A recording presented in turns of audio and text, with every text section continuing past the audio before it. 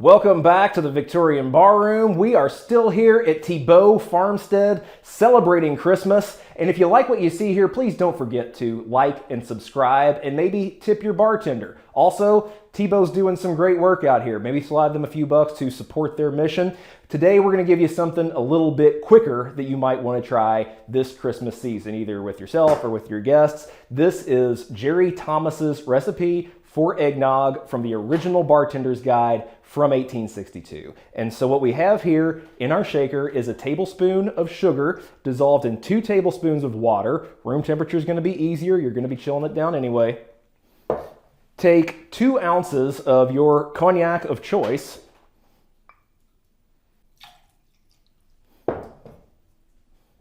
One ounce of rum. Now you're going to want a pot distilled rum. Jerry Thomas, I believe, calls for a Jamaica.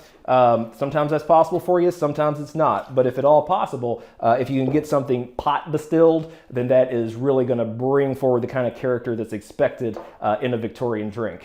We're going to crack an egg into it. 3 ounces of milk. I'm using whole milk. It's a treat. No need to act like you're being healthier than you are. Some ice. Cap it. Shake it up.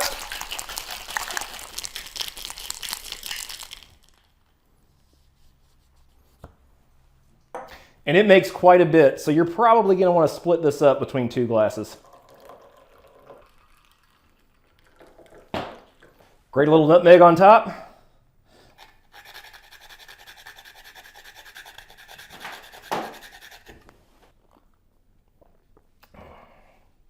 Quick, easy, classic, real taste of Victorian Christmas. You can't beat it.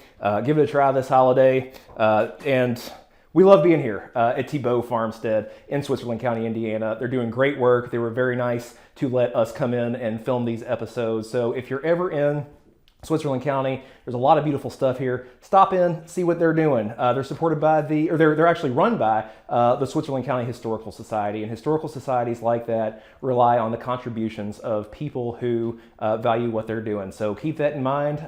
Maybe help them out a little bit here. And Amy's the only other one here, and she can't stand the thought of raw eggs. So I'm gonna go find that parlor, and I'll see you next year.